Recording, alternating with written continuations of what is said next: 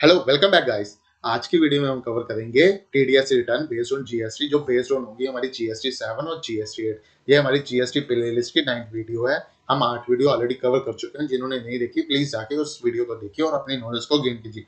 चलिए स्टार्ट करते हैं हम आज की वीडियो। क्या आपने कभी इमेजिन किया है कि आप किसी को सेल कर रहे हो और वो बंदा आपको टीडीएस काट के पेमेंट कर रहा है? ठीक है, ये तो होता है रेगुलर टैक्स में। फॉर एग्जाम्पल आपने किसी को इनवॉइस दिया 2 लाख का, उसने 2% टीडीएस काट के 2 लाख का इनवॉइस दिया। ठीक है, उसने आपको क्या किया, 2% का टीडीएस काट के आपको जो आपका पेंडिंग अमाउंट है 1,96,000 आपको बैंक में पे कर दिया, 4,000 आपको एज ए टीडीए डिपॉजिट करवा दिया गवर्नमेंट को। क्या आपने ये सोचा है कि यही सेम सिनेरियो जीएसटी में भी होता है? हाँ होता है। कब होता है? दो केसेस में होता है। पहला, जब हम किसी गवर्नमेंट एजेंसी के साथ करते हैं, काम करेंगे, ठीक है, और सेकंड जब हम काम करेंगे ई कॉमर्स ऑपरेटर के लिए।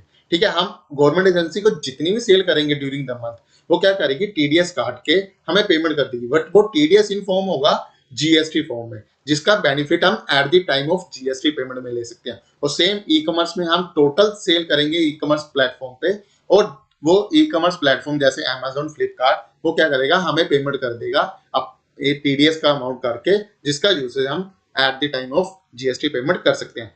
ये वाला जो टीडीएस रहता है, नॉर्मली जो टीडीएस सेक्शन वाइज रहता है 94C 90 जो 194 सेक्शन है, वो हम यूज कर सकते हैं डायरेक्ट टैक्स में, यानी at the time of income tax payment. But ये जो जीएसटी रहेगा ये in form of CGST, SGST और आईजीएसटी में रहता है। इसको हम यूज कर सकते हैं at the time of indirect tax payment, यानी at the time of GST payment. ये है बस एक बेसिक सा समरी। अब इसको एग्जाम्पल के थ्रू समझते हैं। इसको दो पार्ट में बांटा हुआ है। पहला है जीएसटी 7। ठीक है, जीएसटी 7 में क्या आता है ये समझे। पहले पहले एक बार इंट्रोडक्शन पढ़ लीजिए। GST 7 is a type of return under India Good and Service Tax System. It is specially related to the tax data source under GST.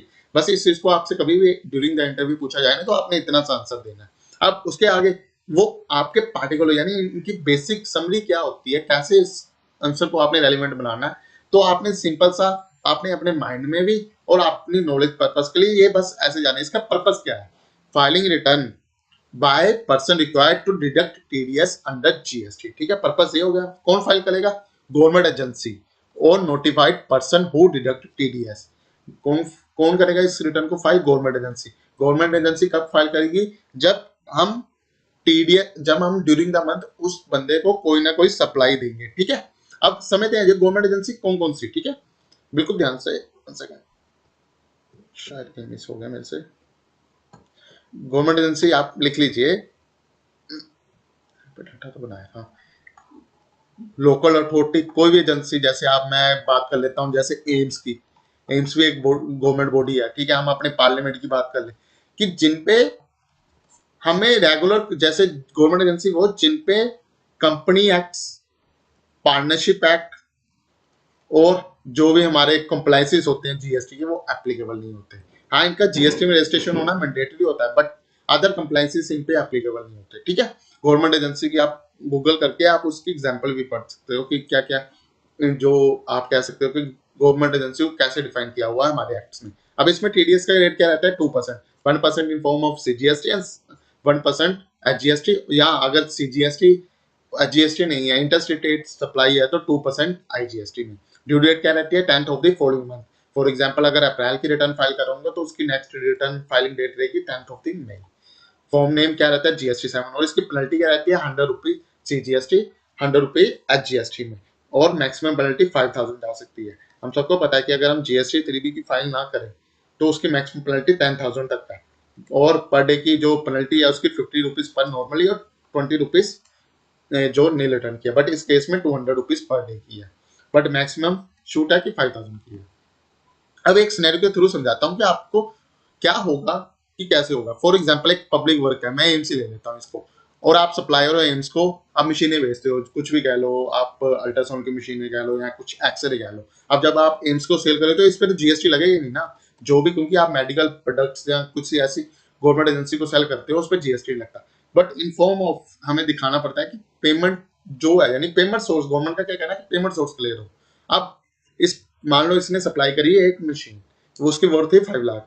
अब उसकी लोकेशन क्या थी, महाराष्ट्र। उस पर जीएसटी कितना लगा, दोनों पार्टी जीएसटी महाराष्ट्र में रजिस्टर्ड थी, तो क्या हुआ, सीजीएसटी 1%, एचजीएस 1%। अब ये हमारा एम्स का, हम मान लेते हैं एम्स का जीएसटी नंबर, ये जीएसटी नंबर हो गया हमारी जो सप्लायर है, जो मशीन ने सेल करा एम्स को, ठीक है, यानी मैं हो गया, ठीक है, मैं हो गया जो सेल करा है एम्स, एम्स का बायर हो गया। ये अमाउंट पेड 5 लाख, जीएसटी कितना पे कर दिया, 5000 प्लस 5000 टोटल 10000, इसने टीडीएस काटा उसका।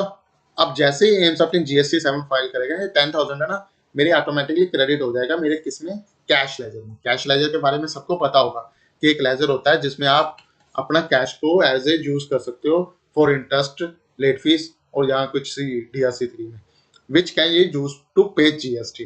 क्या हुआ कि जैसे एम्स अपनी रिटर्न फाइल करेगा ना, तो मेरे इलेक्ट्रॉनिक क्रेडिट लेजर में ना ये अमाउंट ऑटोमेटिकली आ जाएगा। यहाँ तो मेरे सबसे पहले शो होगा मेरे GST 2 में, फिर उसके बाद शो हो जाएगा ये हमारे इलेक्ट्रॉनिक कैश लेजर में, जिसका यूजेज हम एट द टाइम ऑफ अपनी टैक्स पेमेंट आएगी ना उस मंथ की, तो उसमें कर सकते हैं। ये थी बस एक बेसिक वैल्यू। चलिए अब करते हैं GST 8। जीएसटी क्यों आया, इंट्रोडक्शन क्या है, पूरा समझेंगे। जीएसटी इज से return must be filed by the e-commerce operator who required to deduct TDS collected at sources under the Good and Service Tax regime in India।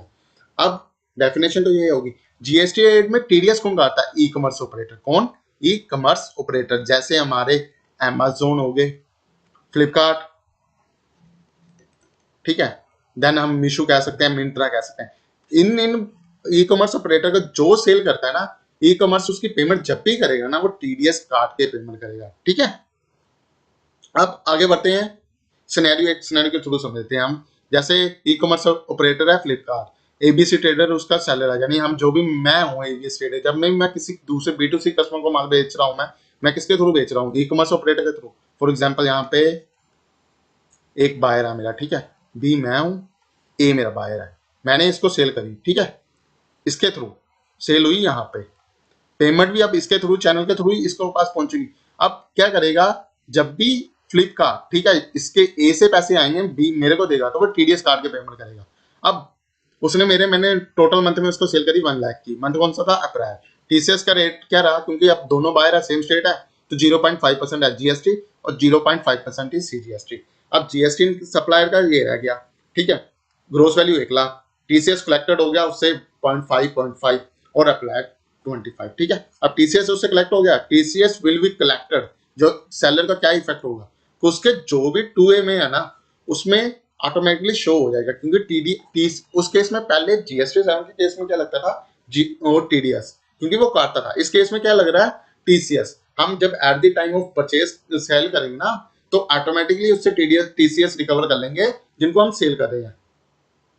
अब ABC trader can use then 100 penalty to buy पे future liability. अब वो इसका use कैसे करेगा, जब भी वो फ्यूचर की जीएसटी की लाइबिलिटी को पे करनी होगी, तो वो इस इलेक्ट्रॉनिक कैश लेजर को यूज कर सकता है, सेम एज जैसे जीएसटी 7 में हुआ था। अब कुछ समय हैं, ठीक है, कौन फाइल करता है, सबसे पहले जो रजिस्टर्ड होते हैं टू कलेक्ट टीसीए, जैसे Amazon, फ्लिपकार्ट, ठीक है, e commerce operator. Due date क्या रहेगी इसकी, 10th of the following month. जैसे for example GST 8 April due on May 10, से अप्रैल की रिटर्न मई में ड्यू होगी। क्या क्या डिटेलें कंटेंट्स होती हैं इसमें, detail of the supplier made through the e-commerce platform, TCS collected on such supplies, amendment to previous return, supplier wise detail and GST 1 breaker. जैसे जो डिटेल हम जीएसटी 1 में फाइल करते हैं ना B2B में, वही सारी डिटेल इसमें जाती है, ठीक है। अब क्यों इंपॉर्टेंट है, the detail furnished in GST 8 supplier claim the TCS amount at credit in the electronic cash ledger, ensure transparency and proper tax flow within this system। Penalty क्या है इनकी, वही सेम 5000 प्लस और 5000 मैक्सिमम पेनल्टी और 1000 plus 1000 same day की, यानी 200 per day की penalty है। और interest in also applicable on the late payment of TCS. अगर आप लेट पेमेंट कर रहे हो टीसीएस की, तो आप पे इंटरेस्ट भी लगेगा, ठीक है। ये थी पूरी कंप्लीट वीडियो जीएसटी 7 और जीएसटी 8 पे। हम टोटल 9 वीडियो कवर कर चुके हैं, जिसने भी 8 वीडियो नहीं देखी प्लीज जाके देखें, और आपको काफी हेल्प करेगी आपकी रिलेटेड टू जीएसटी। जो भी इंक्वायरी होंगी ना, वो सारी सॉल्व हो जाएंगी। मैंने काफी अच्छे तरीके से अपना बेस्ट देके करवाया। आज की वीडियो के लिए इतना ही। Thanks for watching.